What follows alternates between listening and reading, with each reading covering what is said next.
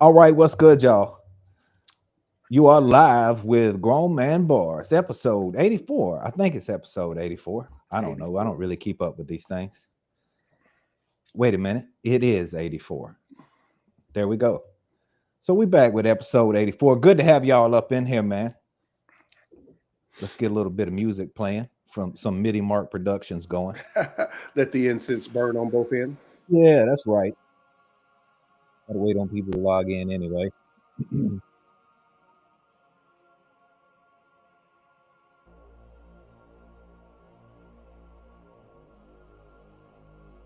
All right, so what's good, family? You back with Grown Man Bars, the best hip hop show for adults in America, where apparently hip hop history didn't start until 1993.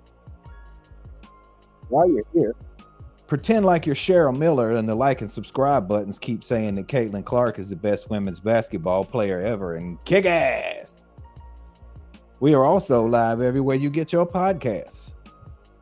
So check us out on Spotify, Amazon, Apple Music, and everywhere you like to get your podcast. I'm your man, Chad, and with me, as always, is a man so much about his business, he threw a brand new PlayStation 5 in his furnace because it played, and he don't. BA, what's good, my brother? I don't play. What's going on, baby? Yeah, man, we are live as usual inside Willie's Barbershop, just seeing how things are going.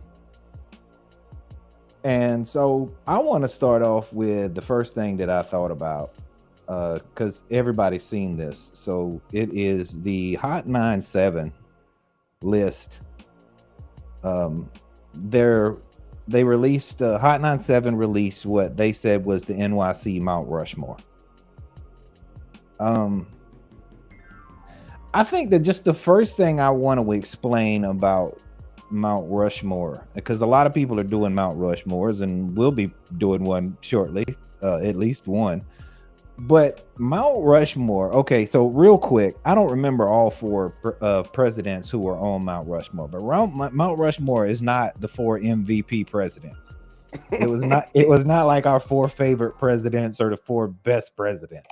It starts with Washington, who was the first president. That's obviously you were here. You were president for a big thing when we first became a country. Then Roosevelt. Roosevelt was president with the Louisiana Purchase, where the size of the United States tripled in geography. And then, of course, Lincoln, because Lincoln freed the slaves and he united the states under a federal government. I don't remember who the fourth person is, but he did something equally as big. There were people who did big moments. You said Jefferson? Is Jefferson the other one on there? Jefferson's number 4, sir. Tommy Jeff.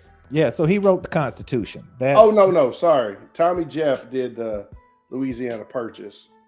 Theodore did the growth. So they kind of got them together as the same, but those they both were responsible with the growth, right, for expanding the country. So that's four people who were, and remember this is done in like the 1950s, so it hasn't counted the last 70 years of U.S. history anyway.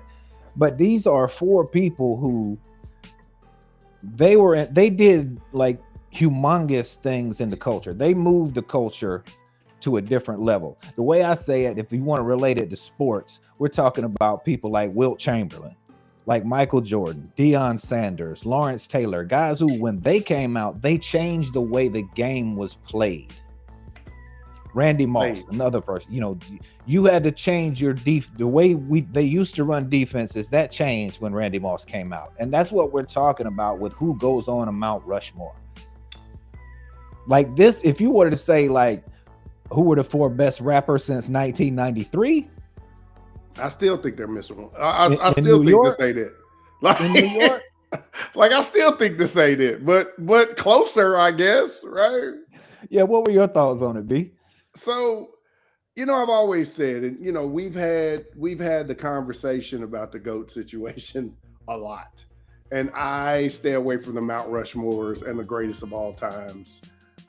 Because I am very much like you. I am what is the criteria we're talking about, right? But when I think of Mount Rushmore, I do think of game changers. There's only two ways to be a game changer. You have to be the first, or you have to be the reason they changed it from when the first did it. Like, that's really kind of the criteria. Like, if you're the best lyricist and we give you all the criteria that we count as a lyricist, right? And then you come along and you best that person with however you do it, whatever you do it, right? Now you're included too. You don't discredit the first, because the first is still the first, right? You just now make your place, right? So I've always felt the two hardest Mount Rushmores to do is hip hop as a whole, because hip hop is not just rap, right? So you have to include breaking, b-boying, graffiti, as well as DJing. Like, those are the elements of hip hop. And I think people forget that, right? I think we have this nice little package. We like to put music in and say the word hip hop when we're only referring to music, right? When we need to remember that the music part is rapping, right? Now we have some people who are rappers and some people who are more artists. So we refer to them as hip hop artists or rap artists. But other than that, hip hop is four elements. The other one is New York itself, because, you know, I don't know if you know this, but 74 to 1992, a lot of stuff happened. And yo, that's the point I want to. The other like a lot happened. The other thing that I thought about with this, man, like, me and you have been in or around hip hop for at least 40 years apiece. So we've talked to a lot of different people about hip hop, and from a lot of different places. Yep. And I don't like to pigeonhole people, but folks from New York will always find a way to tell you somewhere in that conversation that hip hop was invented in New York. This the Mecca, B. You know what I'm saying? Before us, it was no hip hop, son. And I do not dispute y'all. I do not dispute y'all at all. I know history. I get it. That is why I am so surprised that Hot 97, a huge station in New York, would release this and completely ignore its own history. So if I'm looking at this Mount Rushmore, right? This is a Mount Rushmore, I assume, has to be based on lyrical ability. Because if it's based on album sales, two of the four of them got to go immediately, and one is debatable. Right. Okay. I won't get into names because I'm tired today, and I really don't need to combat the hate. But I'll have a full belly tomorrow. So if you want to come for me in the comments, do your thing. But even based on that criteria, that can't be right. It can't be, unless we're only discussing. Hear me when I say this, and you'll understand why I put it this way. Unless we're only discussing 1993 to 1996. Right. Then you have this correct. Right. Right? Am I right or am I wrong? Well, you're still forgetting history. If you're only doing those 3 years, yeah, you're right. That you're good there. If that's the only 3 years you're covering, I can't really argue with that.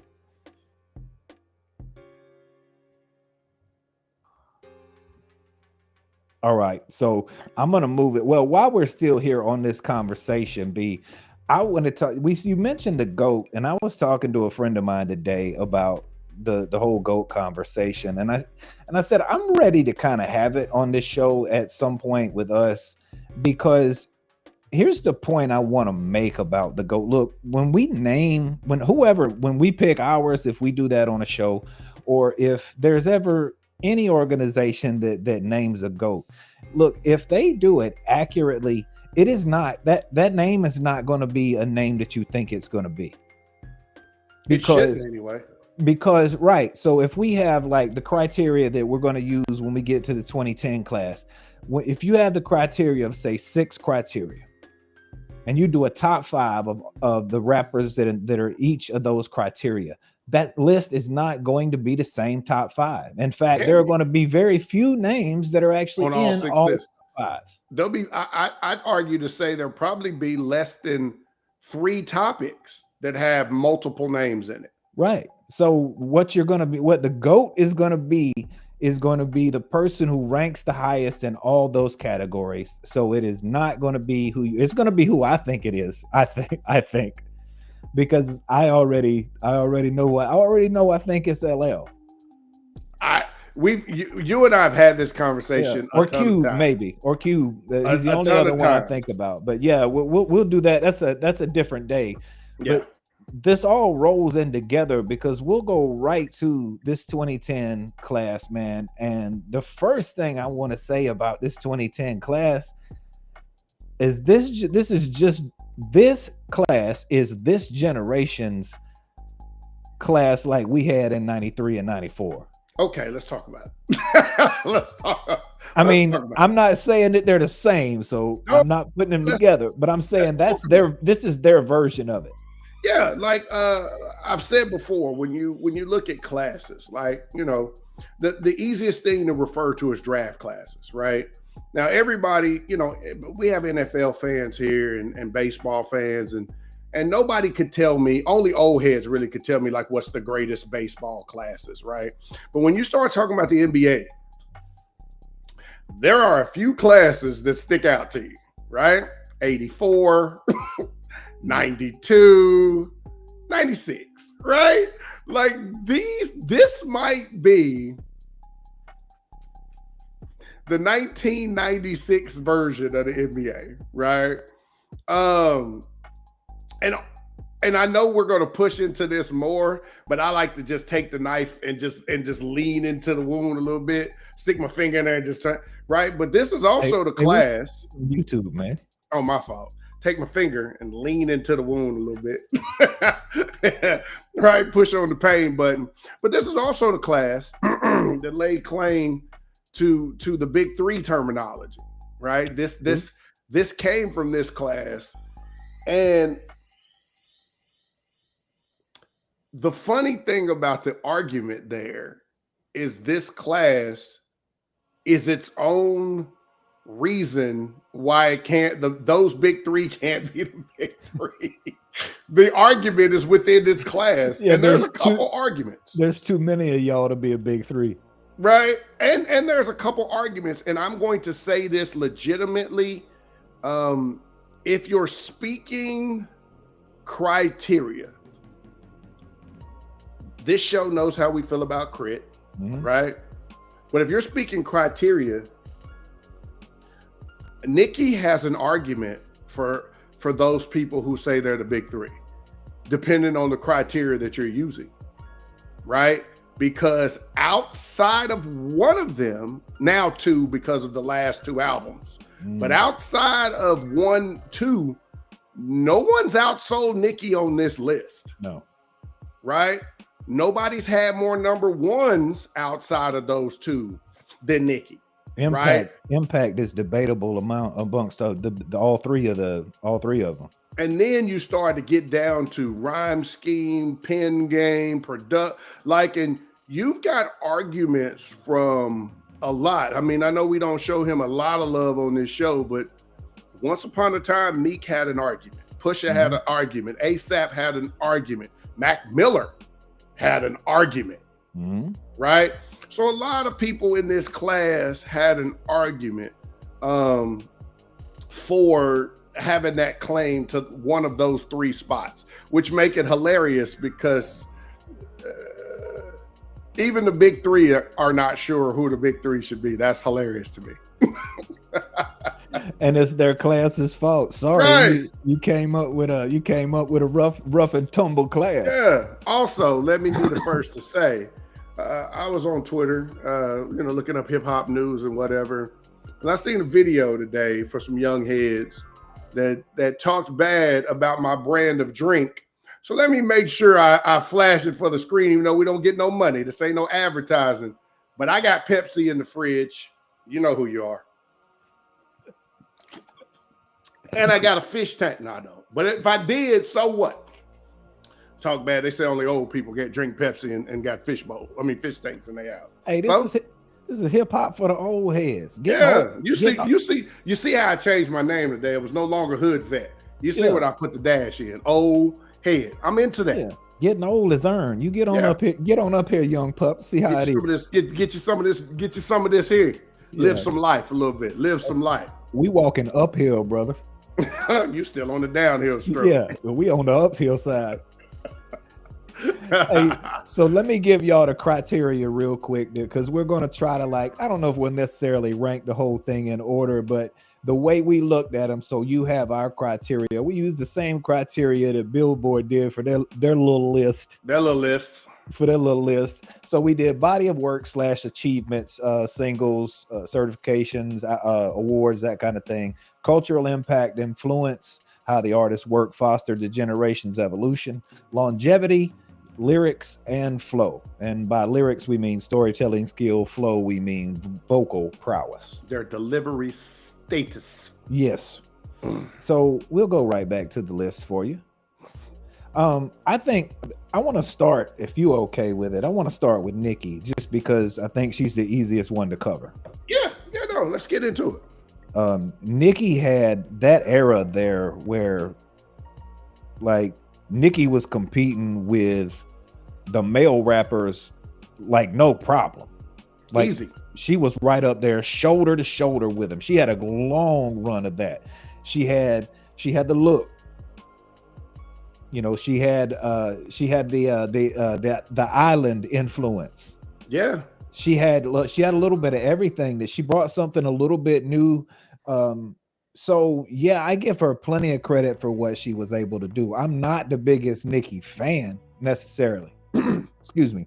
I'm not the biggest Nikki fan necessarily, but she did her thing, and she was lyrical. I will give her credit for that. Like, she could spit bars.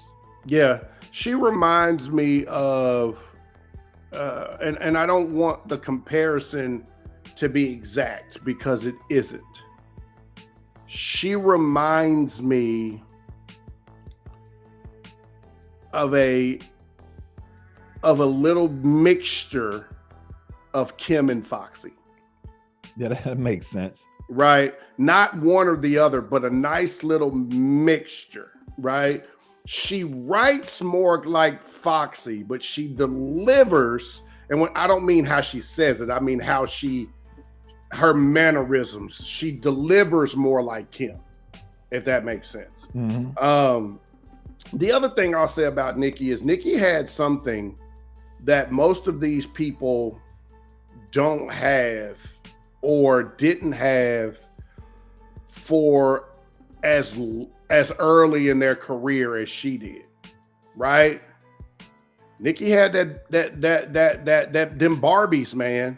She had that Barbie following, you know, that was her little fan, you know, they called themselves the Barbies, man. And look, that if you think the Beehive by Beyonce had some influence for about 5 years, them Barbies was next level, right?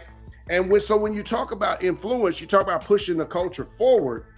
Nikki had a head start, and I don't mean how she got in the game. I just mean Bees in the Trap and a couple of those first joints really set her apart. And then the Young Money movement.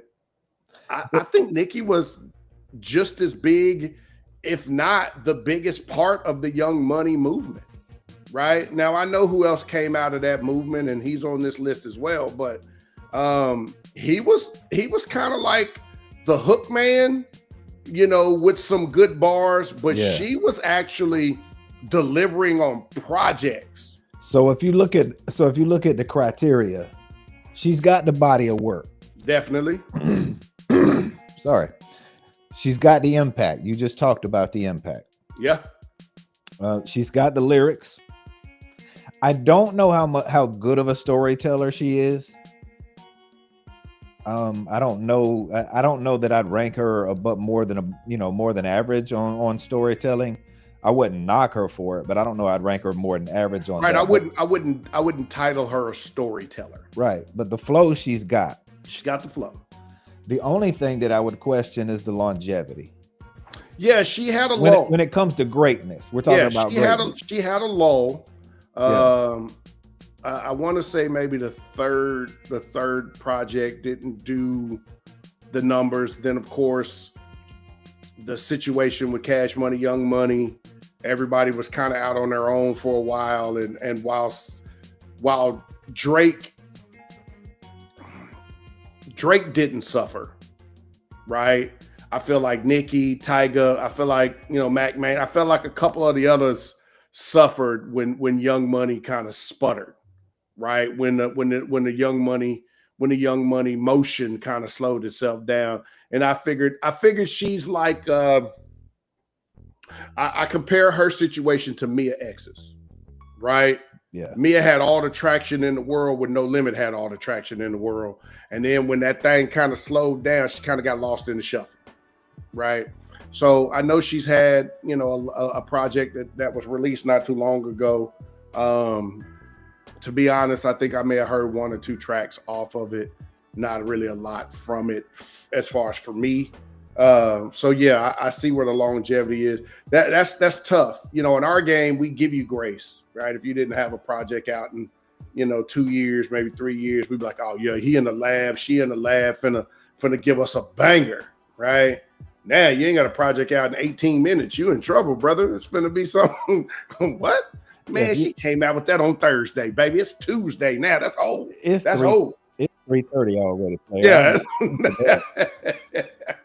Dropping no tracks at 9:15 a.m. It's 2:45. Where the new stuff at? Yeah, that's how these young heads is. So I'm gonna try to cover this in a way that if you're watching this, you will figure out how I'm doing this. Let's go to A$AP Rocky. Hey. Look, what is weird is almost every rapper on this list has almost like a cultish following. Yep, he is another one. And he's another one.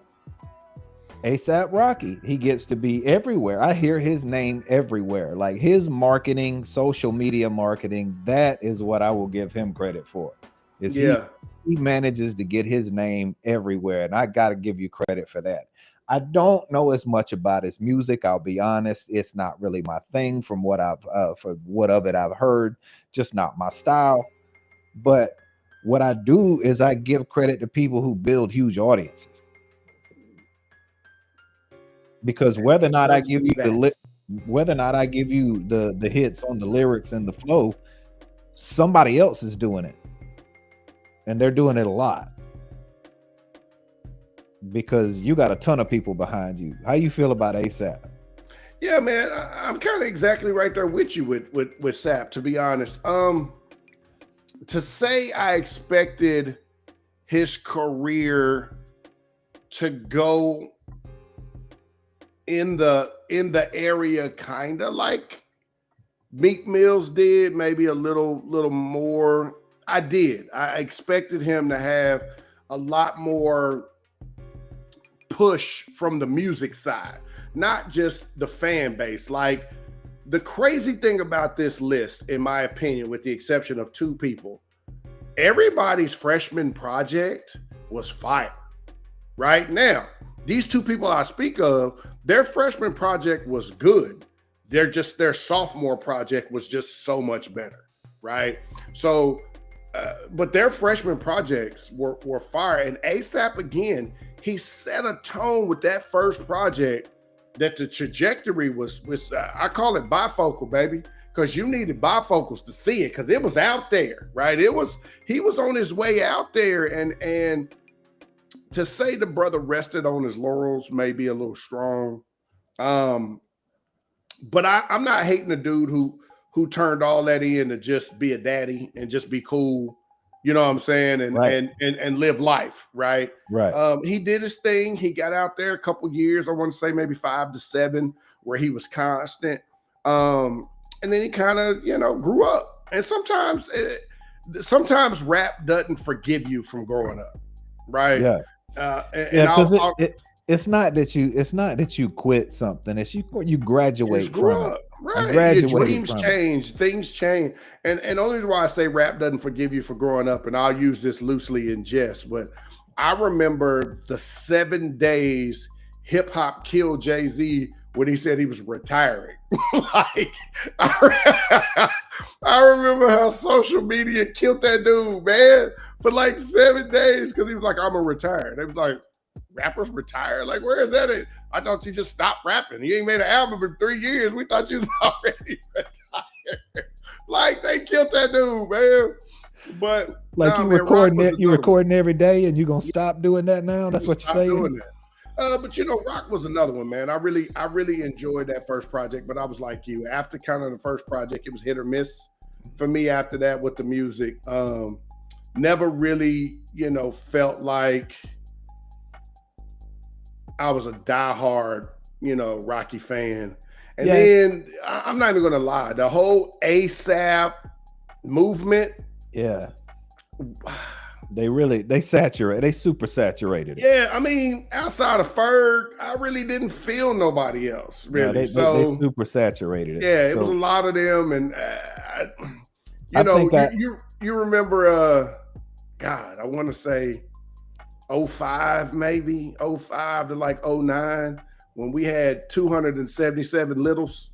It was little this, little that, little this. Like, man, you know what I'm saying? We had 277 littles. See, our generation had PTSD from that. Once we saw it, we were like, no, y'all can't do that. You all can't have the same name. No, don't do that. I mean, now I would put him at the bottom of this list, ranking them on these criteria, and that is not to disrespect him. So the Rocky fans, please do not hit me up on this. I am not, but I would put him on the bottom of this list because of the competition that he's got to go against. Yeah. I think the only other one that I would put down there I want to talk about Chief Keef. I was saying, let's go and get it out the way. Let's do it. Because look, that dude increased the crime rate in the United States by 27%. Let's just go on and keep it real. That dude single-handedly drove up the crime statistics in this country. Yo, man, look here. I don't remember. If you didn't listen to his music and catch yourself thinking things that you had never thought before about people. Hey, man, to me, like, there was a 3-year span that outside of Nuck If You Buck, every time I was pissed off, I listened to a Chief Keef song. Like, every time. See? Like, look, no disrespect. Please, no disrespect. Chief Keef made good music, man. It was just something about his voice. It was he just he just touched that one nerve that made you always want to just, you know what? I mean, I can kick that dough in and take everything in there and won't nobody say nothing. Like, he just made you feel like it was music that was NSFW. It's like you could not listen to him at work. No, on your job site. And that's like literally, you listen to a Chief Keef song and have to go into a meeting next to Bob, and you and Bob got beef. It's you get fired that day because you're gonna let loose on Bob. Chief Keef told you're gonna let loose on Bob. And Bob's gonna be so scared because he has no idea where any of this is coming from. Y'all had lunch in the cafeteria just 2 hours ago. No, listen to Chief Keef made me think about that Dave Chappelle skit when Keeping It Real Goes Wrong. When he was in the boardroom, like, you just can't say my name, Frank. Shake my hand like a man.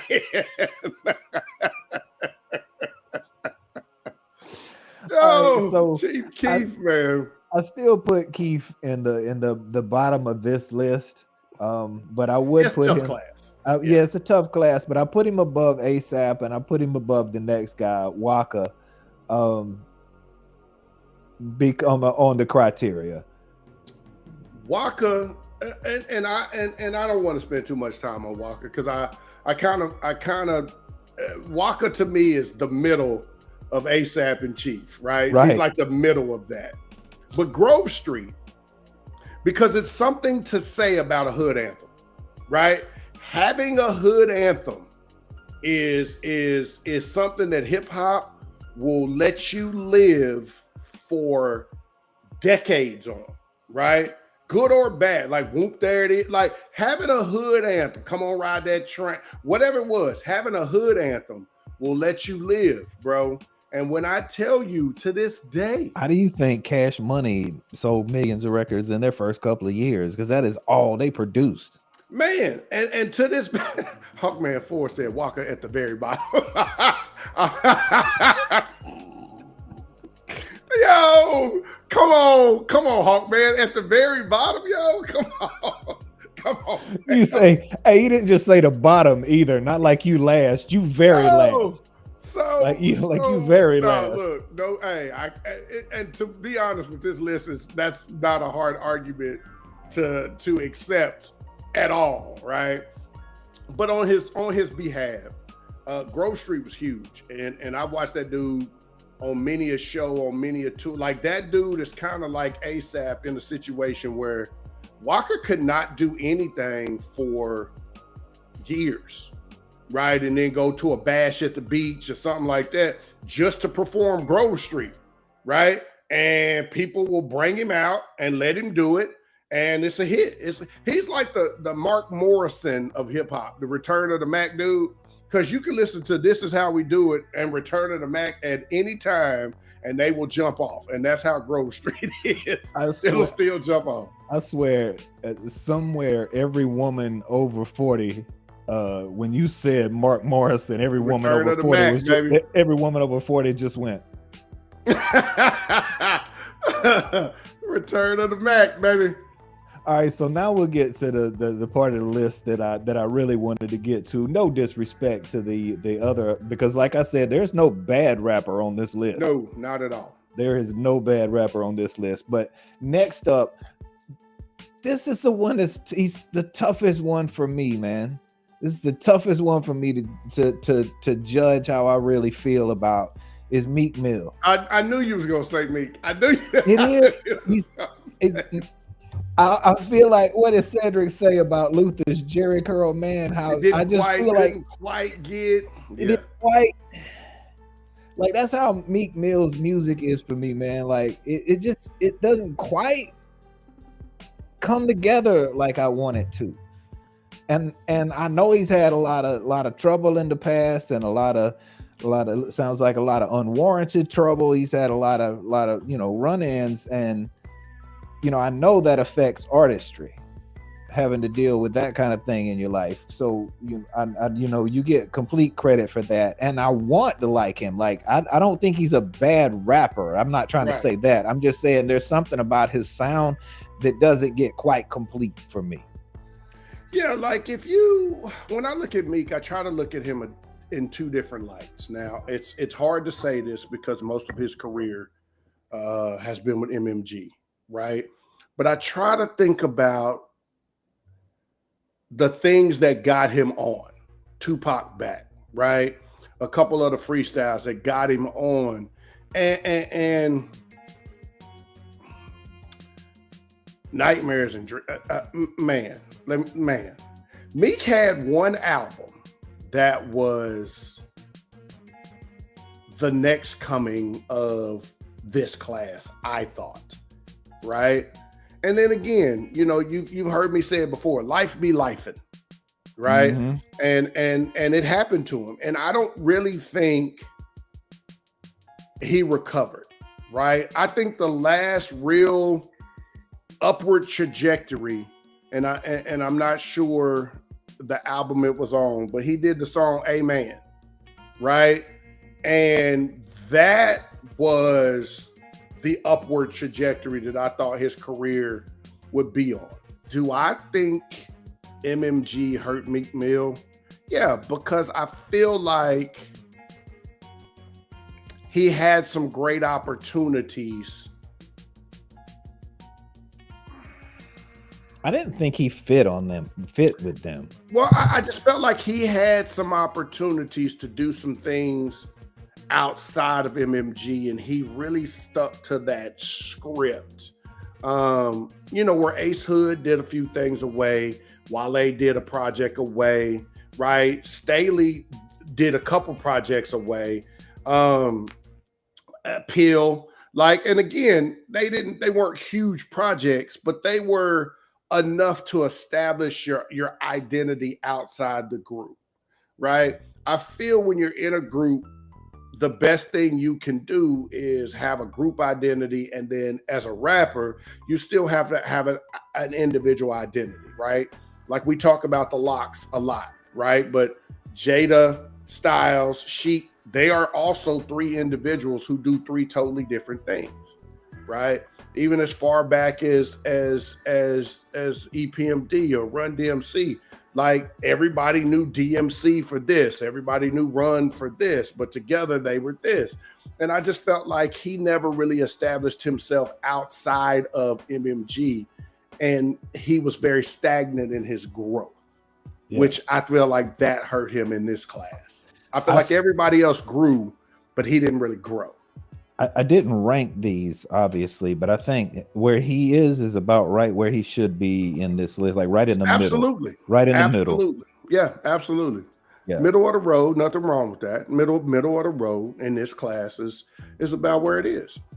All right, so let's put these. All right, let's do Mac Miller before we get to. I'm gonna put just that top 5 all together. So I know you were a bigger fan of him than I was. Yeah. So tell me about Mac Miller, man. So Mac Miller was one of those guys that you invited to the barbecue if you was black. Not because Mac Miller spent any time acting a certain way, right? Mac Miller was just a cool dude who grew up on slick talk rappers, right? He grew up on your Eric Sermons. He grew up on your Cool J's. Like he wasn't trying to be hardcore. He was very party-like, right? And so he grew up and he was very one-liner. Mac Miller hit you with a one-line. Like he'll have a nice little 8, maybe even a 10-bar setup, but he have a slick little one-line, right? Like I always think about his song The Weekend, right? I'm only with you for the weekend. Like it was a cool little cut. But if you got into the bars, that was the thing. Like he blinded you with how clever he was lyrically, kind of like Luda did on Saturday or Stand Up, right? Like a couple of those songs, they were fun area codes, right? They were fun, but if you listen and got into the lyrics, you're like, oh, okay, that had a lot more layers than I thought it was, had a lot more in depth than I thought it was. And, again, life be lifing, right? And, he had some personal demons that unfortunately, took him from us too soon. But I feel like Mac Miller would have been one of those ones.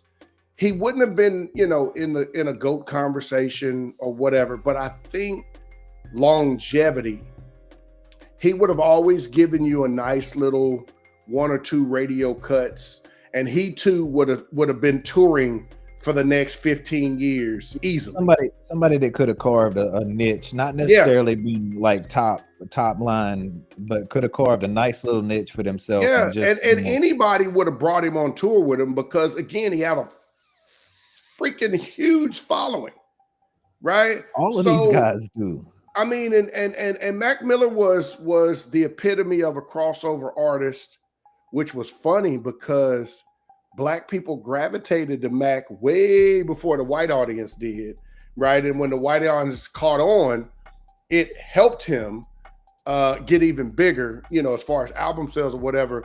But he was one of those guys that was putting out good music for the industry. He knew his history. Yeah.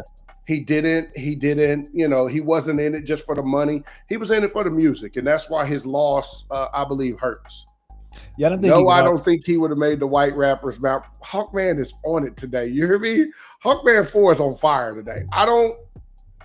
Me personally, I don't think he would have made the white rapper Mount Rushmore, and Chad and I have talked about that before offline.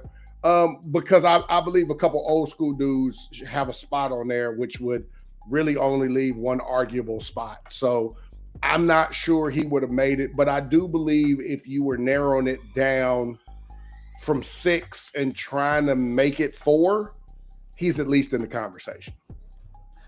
All right. Well, actually, that's about what I'm going to do with these last 5. Do you want to add him to 6 and rank the 6? Yeah, I'll put it based on the All right. remaining 5. I'll let Mac. I'll make Mac a strong 6. All right. We'll leave him at 6, and now we will rank Pusha T, Drake, Nicki, Kendrick, Cole, and KRIT. Oh, it's finna be some haterism in the building. Ooh, it I'm certainly finna put is. Nikki ahead of a lot of people's favorite rappers. Let me just tell you. Oh, Zero. Zero Raps came in strong Hey, with. hey, I know we was gonna hear that first. I know it. I knew we was gonna I hear love it. it. The I love salute to it. you, sir. Salute I to love you. it. Zero Raps came in strong. Kendrick. Love that. Salute to you. Yes, sir. All right, I'm gonna start with that is 6 people. So I'm gonna start with number 6. Based on our criteria, number 6. We got Mac Miller. Mac Miller. Wait, that's number 7. We got 6 more. 1, 2, do 3, we? 4. Yeah, 1, 2, 3, 4, 5. I made the wrong count. So Mac 7. Yeah, okay. All right, so number 6, I'm gonna go with Pusha T. Now, Yeah, okay. Pusha T's got a good body of work. Mm-hmm. He's got a good impact because they had when they first jumped in, they had a Clips. nice little. We stopped and looked at them when they came in. We stopped and looked at them for a while when they came in. I knew you was gonna say that. As soon as I see your name pop up in the room, my man Anxiety Reigns, I knew he was gonna say Cole. You know hey, good to see you, Reigns. Good to see you, man. I knew he was gonna say Cole. So yeah, I'm gonna keep it quick, but based on the longevity, lyrics, flow, I gotta put Pusha T, and it's not because I don't think Pusha T is good at those things. It's just that I think everybody else on this list is above a little him. better. So yeah. I will put him at 6. How about you? Sir. All right, so 6 it is. Number 5. Who do you think goes to number 5? Here comes the hate. Right. I think if you get rid of album sales, if you take out that one criteria, right? Drake's 5. Yes, I agree. Drake's 5. Drake's 5, right? Drake's 5. Now, don't get me wrong. All the argument is there. Body of work, longevity, it's all there, right?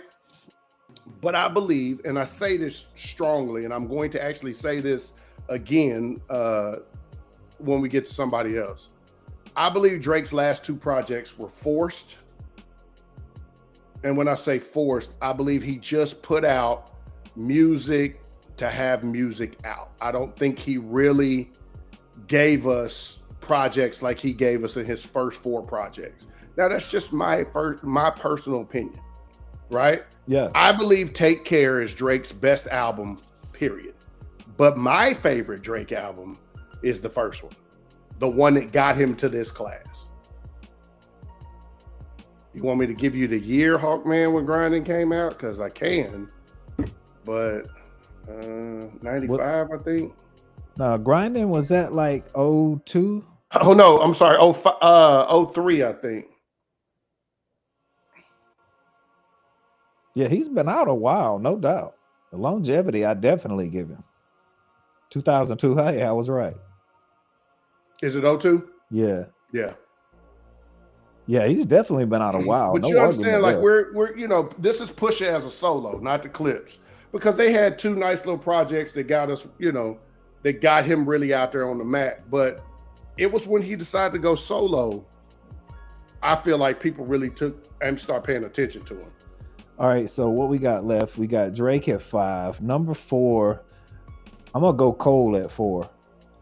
Ooh, spicy. Yeah, I mean, y'all can hate on me for that, but you tell me you got to make a good argument to tell me that Cole is better than the other 3 on that list. Because outside of lyrical ability, and when I say lyrical ability, I'm not talking about delivery. That's a different situation. I'm just talking about pen, right? Yeah. Outside of lyrical ability,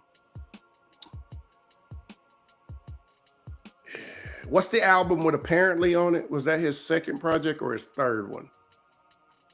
I think that was the second one. The one with the address. The album with the Yeah. Yeah, okay. That album he gave us a lot more upbeat.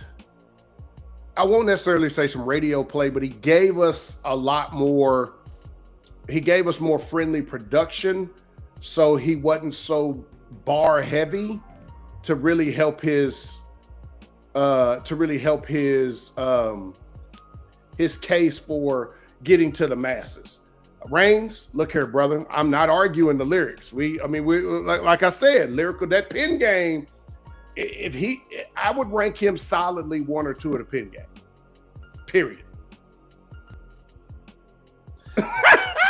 yeah, that's what I'm saying. Like Reigns, I forgot the criteria is body of work, impact, longevity, lyrics, and flow. For those of you who just tapped in, so we do have criteria, or we're not just doing like best lyricist, because man, y'all don't want to hear us have a best lyricist conversation either. But there's a lot of this whole, we can ball up most of this list if we talk about we got a whole nother list for that. But we stand here. We're staying here. All right, so we on number 3. Who you got for number 3? So this is when it gets tricky, right? Because again, based on what you just said,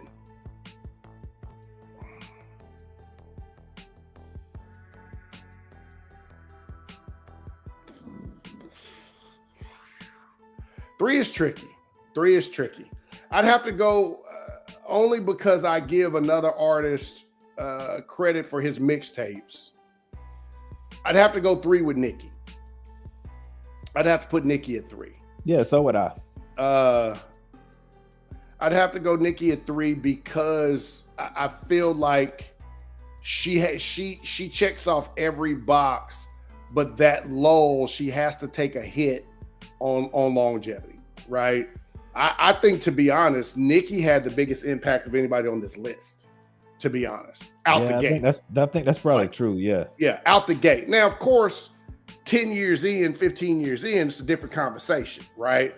But 2010 to 2015, none of these folks was bigger than Nikki. I don't care what you say. Not any of them, right? Nikki was headlining tours, right? And again, it kind of leads back to why Meek isn't in this conversation, because of their relationship. You wasn't even the best rapper in your relationship. So there's that. Sorry. It would be so messed up. It would be so messed up to date a girl that could outbar you. Sorry. How you gonna argue if she could out rap you? Right? It's a battle at that point. Sorry. You know how much it would hurt your feelings in the middle of an argument if she's like, that's why that last song you did was whack. Trash. You argue, she just hold up platinum plaques. Yeah. All right, so number 2 falls on me. Why you got to make me do this one with what's left? You know, because I don't want to do this. It. This is why we're in agreement on how these last 2 are going to be. Yeah, I'm pretty sure we are. Whatever you're going to say, I'm going to support you fully because we're in agreement. But I just want you to explain why you chose this person at 2, right? And I'm saying ahead of time, I agree. So I'll put my 2 cents in there after if you don't hit with all the points. But I would just like you to explain to the people the realness of music for a change. I'm actually I might not be going with who you think I'm going with here. Yes, you are. All right, I'm going with KRIT at number 2. At 2. Yeah, and I have to hit KRIT for his distance in between his projects. Yes. I have to hit him for that. He's a little light on the awards. I think, to me, KRIT does the way KRIT does things, or the way I want artists to do things. I don't mean that everybody needs to produce their own music, mix and master it and all that. That's asking people way too much. I mean, he puts pure passion into his music. He's lyrical when he wants to be. Mm-hmm. He tells stories when he wants to. He pays homage to the people who paved the road that he's on. And he does that not only by saying it, he does that with the influences that he puts into his music. Like, he does everything that I love to see a rapper do. And you add on top of it that he produces his own music, and that he actually hates the industry and all the propaganda that he has to deal with. He hated being involved with that whole Big 3 thing. He wanted to get away from that. He doesn't like to talk about any of that. I kind of like, I see that as like a Mike Tyson kind of guy. Like I come in, I box, I go back to the locker room. I don't dance, I don't talk. I didn't come for any of that. I came for the battle. We did the battle and I'm out. Yeah. And that's why I like them. I can't put him above Kendrick. No, and again, the argument is there. He's an old school guy. He does his music in an old school way. And for that, based on the criteria, yeah, he takes a knock. The funny thing about KRIT to me, though, is the reason why I believe KRIT is not as more relevant. He's not more relevant with some of the other people in his class.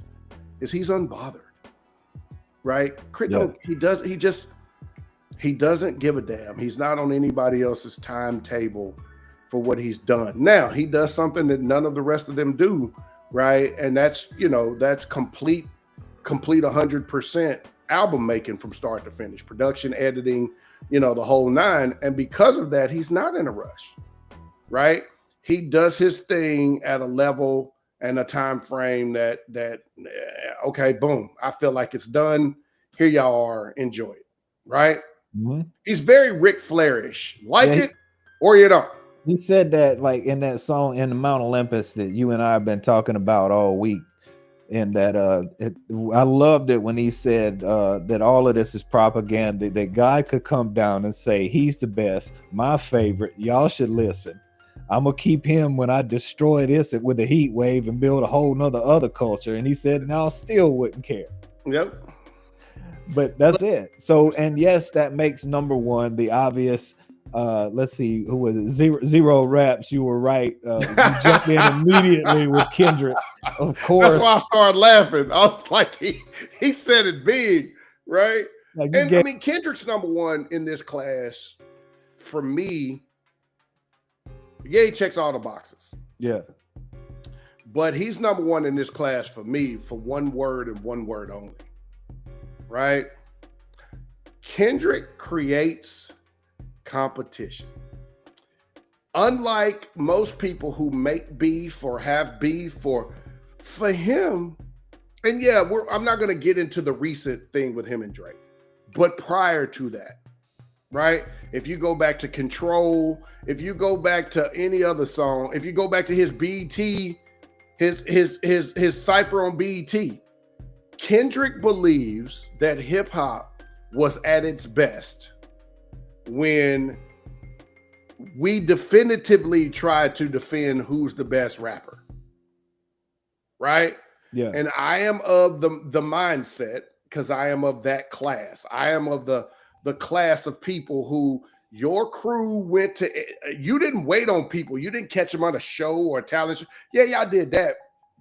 But we was going to other people's school. There can only be one. Yeah, we was going to other people's school on lunch, catching them on lunch battling. We catch somebody at a football game. We catch somebody at a basketball game. We catch them at the mall, right? If you think you can out-rap me, let's get it. We don't need no studio. Get me a box, a beat box, or whatever. Somebody beat on the table, and it's bars. It's up. Plus, right? Man, plus there's another word that describes Kendrick that he has way more than anybody else on this list, and that is impact. Yeah, like Kendrick's like that old commercial when Kendrick speaks, listen. Yeah, man.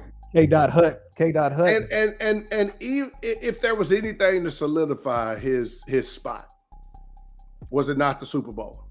No, because look, the choreography and that performance was genius. Was it not the genius level of that halftime show? That was genius level, and to do it with the president there, man, that cherry on the top. On the top. Yes, sir. All right, so that is our 2010 draft class. So now it's time for you to torture BA a little bit. Oh God, here we go.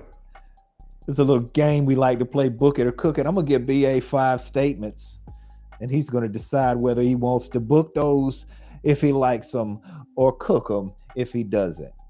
So let's bring up the questions. I dug deep into my bag this week.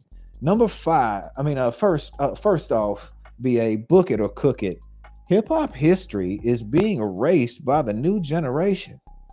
Book it. I don't even need to think about it. You can handcuff it. You can take it to the precinct. You can do whatever you got to thesaurus it. You can book of encyclopedia it, whatever you want to call it. But yes, and here's why. You're lazy.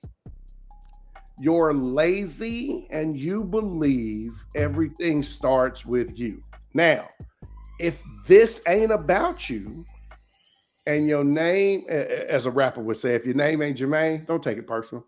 But if this ain't about you, like if you are a person who is in the music and you understand whatever you're into, music, theater, screenwriting, joke writing, whatever you're in, football, basketball, whatever you're into, if you don't understand the history behind it, you will never be as great as you think you're going to be, right?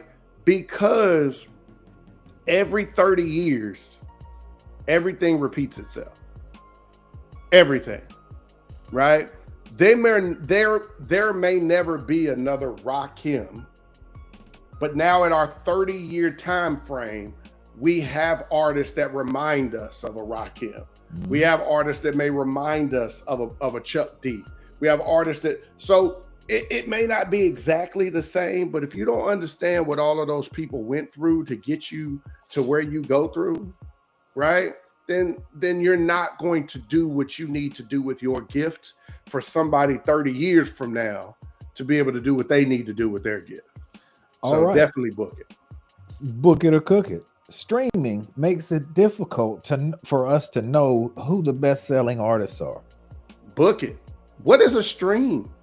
Now, loosely, I know the definition. Please don't start hitting me with definitions in the content, right? But what I'm saying is no algorithm can accurately count streams when your grandma can hit the button repeatedly to give you a leg up, right? I use some of the apps that like TikTok, right? You go in and you be like, yo, on this post, I went live. I got 7,000 likes when I went live. Well, if you keep tapping the screen, it counts, right? So if my friend needed to get his likes up in our live, I just keep hitting that screen till my hand cramp. How come you don't do that for me? Right. So I just got hit by a stray. You just let me know you're not doing that for me. So, but we ain't been live on the TikTok yet. So, but I'm just saying, so streams definitely makes it, because there's no regulation on how many, how long, right? It's just a click. It's the same thing as views.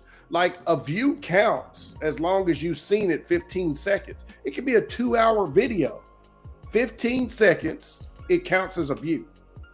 So I could click on a video by accident and then get credit for a view. Clickbait, that's why clickbait exists. It's to get you looking at something long enough for it to count. That's why all of our shorts are titled "World's Best Looking Brazilian Woman." Yeah, because I know y'all opening it. Reigns, I know you clicked on. No, let me get started. That's my boy. That's the homie. I ain't trying to cause no trouble at home. I ain't trying to cause. Trying to cause no trouble. All right, well, let's get out of this legally. Book it or cook it. There is no real way to find rap's GOAT.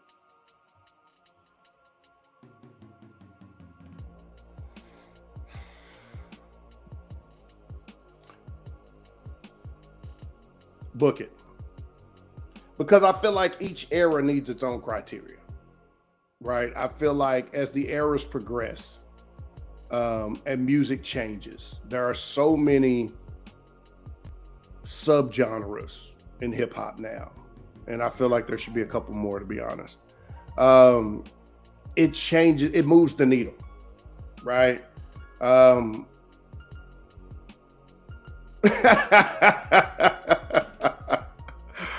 Hey man, you never heard a Rakim verse?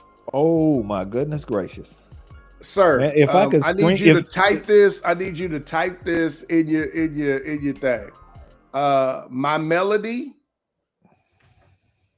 microphone theme. Go look at both of them. You can just pull them videos up on YouTube after the show. And the 18th letter. and let it happen naturally. Yeah. Oh yeah, Rakim was about 40 years ahead of his time with his flow.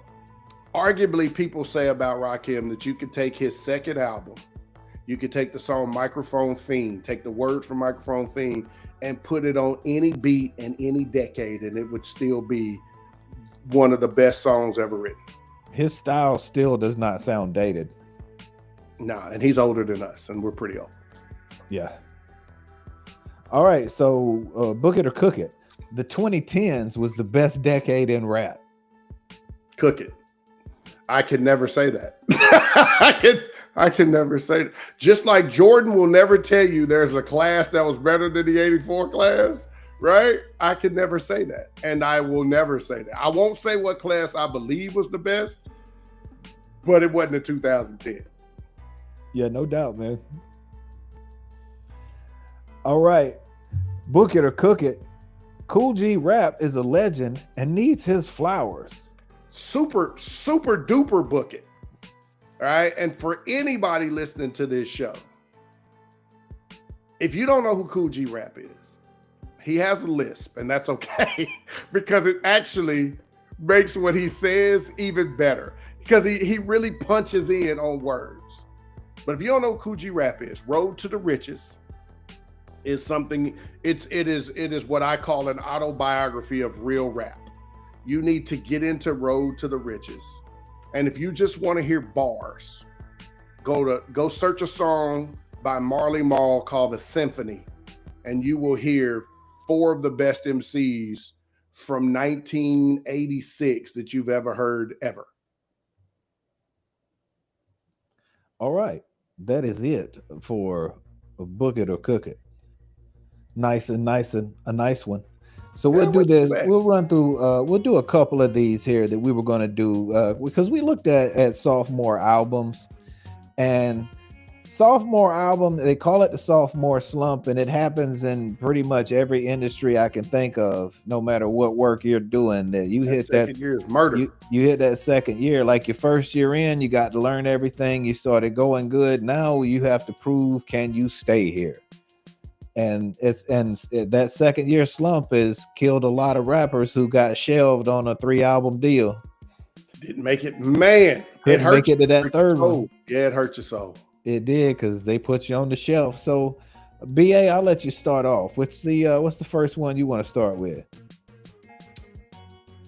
I went old school. All right. We mentioned him in the GOAT conversation, and I believe this is the album that, for all intent and purposes, is the reason why. Because for 12, I think 14 years, there was no song bigger than I Need Love. Not one. Right? And I'm going with none other than Bad, and my man LL Cool J, Bigger and Deffer was the album. Right? Bigger and Deffer, for somebody fresh off of building a label that had 3 acts on it at the time, right? Beastie Boys, LL, EPMD, right? Sooner, like they got Slick Rick and got a couple other artists after that. But this was the makings of Def Jam, right? This had to follow up License to Ill. This was the staple that built Def Jam. This album, the strength of this album, right? What this album did, the videos, the tours, what this album did allowed Def Jam to expand at a rate that we got one of the greatest concerts ever. LL Cool J, Beastie Boys, EPMD, Slick Rick, one concert. Ooh. Right? One concert. Okay. And so when you think about impact and you have that conversation that goes bah, like you have that conversation, right? I believe in his own words, it said, ask Russell Simmons who built the West Wing. Oh, right. When we talk about impact, I just want you to think about this. If there's no Def Jam, where's hip hop? And if there's no bigger and deafer, Def Jam in itself might be 8 years to 9 years slower in development it's later than it is now, right? So if all LL Cool J ever did was radio, the very first thing, and he got shelved after that. Let's say he got shelved. Well, sir, radio followed by bigger and deafer is one hell of a 1-2 punch. I mean, that's why I went old school, baby. It was the first, when we talked about sophomore album, it was the first sophomore album I thought of because I went all impact with mine. I went a little out of the box with my sophomore album, but it'll still be old school to Hawkman. If he is indeed 34 years old, he'll still call this one old school. Woo! 2000 Uno. Now I know he did the Aftermath album, but that was a compilation album. I'm not counting that. That was a compilation album. The Chronic 2001. I don't need to say anything about the Chronic 2001, but it gives me a chance to say that Dre's dropped ultimately 3 projects in his life that were Dre projects. And well, I mean, I count the NWA soundtrack as a Dre project. Yes. And all 3 of them were absolute classics. I mean, like indisputable classics. If you tell me that these 3 are not classics either, you just don't like the West Coast. That's your problem. You mad at the West Coast. You mad at the West Coast. It ain't their fault. It's not their fault. Don't be mad at the West. That's West Coast bias. That's what y'all doing. It's West Coast bias. Dre, man, we are. I don't know. It feels funny to keep bringing this up, but in Dre's case, it's because this was so much longer than we really thought we'd ever have to wait for this. This was almost 10 years. Yeah, people don't understand that. The Chronic dropped in 92. We thought we would have another one of those by 94. We thought this would be the 3rd Chronic album, to be honest. we thought this would be number 3. We thought this was gonna be Chronic 3, putting out the ash. Like we thought this would be the 3rd Chronic album. Yeah, we were putting that up. We were putting them on the Outcast schedule. Like every 2 years, should be ready, players. Should be ready. Come on with it. I mean, and to his credit, it ain't like he just sat around doing nothing in the 9.5 years, right? You know, there's this thing called Doggy Style, All Eyes on Me, Dog Food. Like there was a couple things that came out in the process, right? But still. He's probably got a vault with like 8,000 beats in it. Him and Timbaland are 2 people I would just like to walk in the room and go, where's your DAT library? Let me just see. Let me see everything you've just kept back. Don't play it. I just want to see them. But Dre's another one of those people that we've talked about that like you took 8, 9, 10 years in between projects, and I was mad at you for like the last 3 or 4 of those years. I was okay with like 5 or 6. I was mad at you for 3 or 4 of those years, but then when you dropped it, I was like, all right, damn it, I like it. Let me tell you 2 people that hip hop give grace to, like real hip hop fans, and Dre is one of them. Right? Yeah. Because the Aftermath product, like, I mean, look, Dre and Rakim are 2 people that when you say, I think I'm a release, everybody just like, for real? Wait, when is it coming? When is it coming? Because you remember when Rakim was on Aftermath, the project we never got? Yes. Also, I'm not going to get into it tonight, but that story was very disappointing to hear too, as to why we didn't get it. Why we couldn't get it to work? Yeah. But I would much rather it happen that way than it happen the other way, and we got something that made us very disappointed in both. Yeah. All right, so who you going next with the best sophomore album for a rapper? I'm gonna go with the person who taught me about hip hop. When I grew up, I wanted to be Ladies Love Cool James, right? When Bigger and Deffer came out, I had adapted my style of hip hop to more of a Big Daddy Kane, LL Cool J, a braggadocious kind of style. And then I heard this man's album. I actually heard this album and then went back and listened to the first album, right? None other than the crowd favorite, I believe, our very own, the poet, the teacher himself, Mr. BDP himself, Chris KRS-One, Boogie Down Productions, By All Means Necessary. All I'm gonna say about I'm still number one in my philosophy. Might have been the two smartest written songs I've ever heard. I literally learned more about rap and black people from my philosophy than any song I'd ever heard up until that point. And it let me understand that you can talk about real stuff, right? Like at 15, I didn't have a mansion. I didn't have 20 women. I wasn't throwing around money. I didn't have all the fresh kicks, but that's what I rapped about because that's what everybody else was rapping about, right? 27 gold chains and 3-finger, 4-finger rings and, you know what I'm saying, Dayton's, and I didn't have all that, right? But what I did have was a book, and I was pretty good with history. Yeah, library card. Right. So being able to say, you know, XYZ about my people, about Bambaataa, and about Herc, and about the influences that came with b-boying, and how I feel when I'm surrounded by people doing this thing. I was like, oh, okay, that's what I am, right?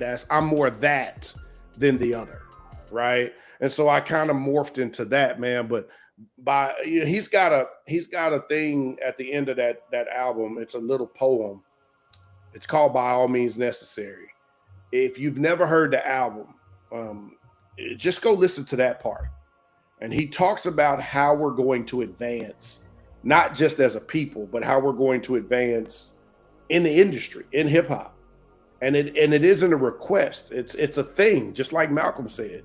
Like, we have to do these things by all means necessary. Like, it's crazy, but it's so insightful. I challenge anybody, right, to go check that out and tell me you didn't learn something. Go check that album out and tell me you didn't learn something.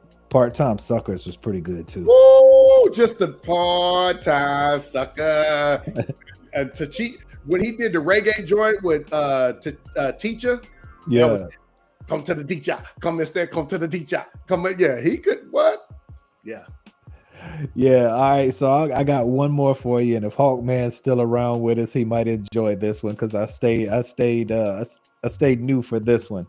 Oh, I almost said that joint. I literally almost. Yeah, it's one of my favorites. It's probably my favorite of his, I think, or at least one of my two favorites of his. Yeah, it's definitely my favorite. And yeah, and it's a sophomore album, man. Like, crazy. Yeah, that is what is so impressive to me because, I mean, his first album was cool. I mean, it was good. I liked it, but to get so insightful and to really start building yourself up as that rapper who represents the culture and cares for the culture, and to really start telling your story in this way. I mean, man, the Don't Kill My Vibe, the Backseat Freestyle. Backseat Freestyle is it. Crazy. Bonkers. It's it. Yeah. I mean, he has so many dope tracks on this, but to do this on your second album and establish like the Kendrick that was to me the establishing the Kendrick that I came to really like. Yeah. Like he's been several different iterations since then, but that was the one that I really liked. I agree. I mean, I can't say anything that you haven't said about this album. It is my favorite Kendrick album, and it's dope. Yeah, and so look, man, we're at the end of our time. Yeah, we are. I want to say thank you to everybody. Hawkman, Reigns, thank y'all for being in here. Oh, hold on, Hawkman's got a comment. No, yeah, hey, yeah. That's a good story, man. That's how you know how you find a good favorite rapper. I I found Pimp C, UGK is one of my favorite rap groups because I was deployed and walking to the beer tent one night. One of my friends said, "Hey, Ken folk, come listen to this," and it just happened to be on that part where he was talking about he was tired of being Chad. But yeah, yeah, so man, keep riding with us, brother. Keep riding with us. We got we talk a lot about a Pac on this joint, and maybe next live I'll break into a little. I got a little Tupac story I might get into. So nice. Stay with us. Yeah, stay with us, man. It was great to have all y'all in here. Don't forget to smash that like and subscribe button. That really helps us out. YouTube really likes to see that kind of thing. Thank y'all for being with us, and man, really good.